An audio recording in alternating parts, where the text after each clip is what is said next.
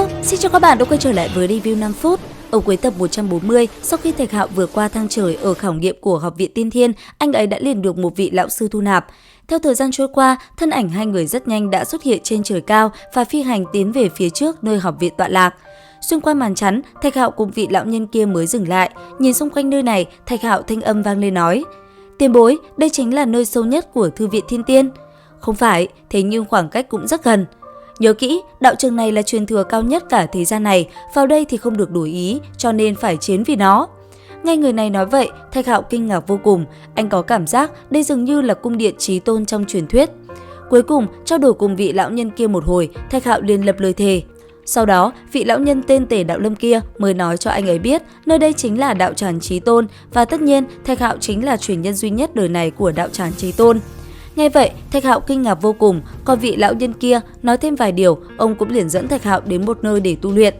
Thời gian trôi qua, ở tại bên trong tòa cung điện rộng lớn, hình ảnh một vị lão nhân già nua là viện trưởng học viện rất nhanh đã hiện ra.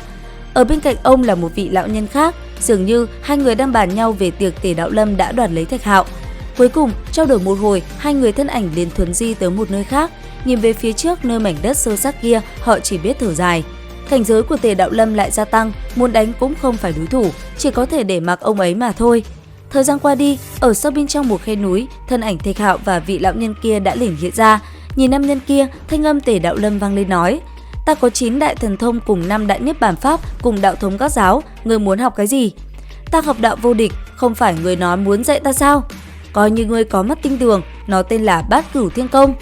Nghe vậy, Thạch Hạo tỏ ra nghi hoặc, thế nhưng anh ấy vẫn quyết định học loại thần thông này, bởi vậy rất nhanh hai người đã bắt đầu. Thời gian qua đi, Thạch Hạo mỗi ngày chạy đều gánh trên lưng một ngọn núi lớn, chạy hơn mấy vạn dặm, còn Tề Đạo Lâm, ông chỉ nằm im quan sát. Mấy ngày sau, dấu chân của Thạch Hạo trải rộng khắp nơi, cuối cùng một hôm đặt chân lên thảo nguyên, tiến vào khu vực biên giới của Hỏa Châu. Nhất thời, chớp mắt Thạch Hạo liền xuất hiện một mảnh đất cổ xưa. Nhìn nó, anh ấy hiểu nơi này đã bị tàn phá bởi một cuộc chiến vô cùng quyết liệt. Thế nhưng, đang trong lúc Thạch Hạo nhìn ngắm phế tích kia thì ở gần đó xuất hiện một tên đầu mọc sừng cùng một cô gái đi tới. Lúc này, hai người kia đang cùng nhau say sưa trao đổi về lịch sử của phế tích được gọi là đạo tràng chí tôn kia. Rất nhiều chuyện được bọn họ tiết lộ. Ở nơi xa, Thạch Hạo nghe về chuyện của Tề Đạo Lâm thì không khỏi kinh ngạc. Còn hai người kia, khi vừa nhìn thấy Thạch Hạo, thanh âm đã liềm vang lên nói: "Này, người anh em, ngươi đến tham quan sư môn nhỏ rách nát này sao? Đây là sư môn của ta." "Cái gì? Ha ha, còn có người bái vào sư môn nhỏ rách nát mất hết danh tiếng này ư?" Nghe vậy, Thạch Hạo vô cùng phẫn nộ. Sau một hồi cùng đám người kia võ mồm, một cuộc chiến rốt cuộc cũng diễn ra. Từ trên người tên đầu hai sừng tên Lộc Minh, bàn tay hắn ta rất nhanh đã huyễn hóa ra một luồng ánh sáng chói mắt. Sau đó, hắn ta liền lao về phía Thạch Hạo, đối diện với nó, Thạch Hạo như tia chớp lao lên, một quyền chấn bay tên kia và cắt đứt cái sừng của hắn.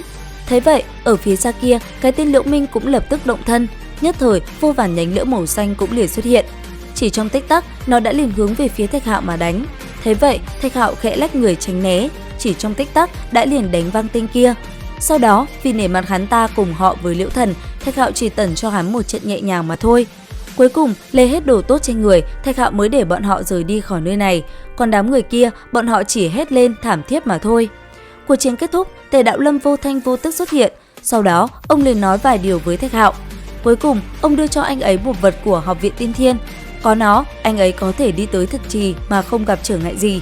Cầm nó trong tay, Thạch Hạo nhìn ngắm một hồi lâu, sau đó liền không người hành lễ rồi rời đi.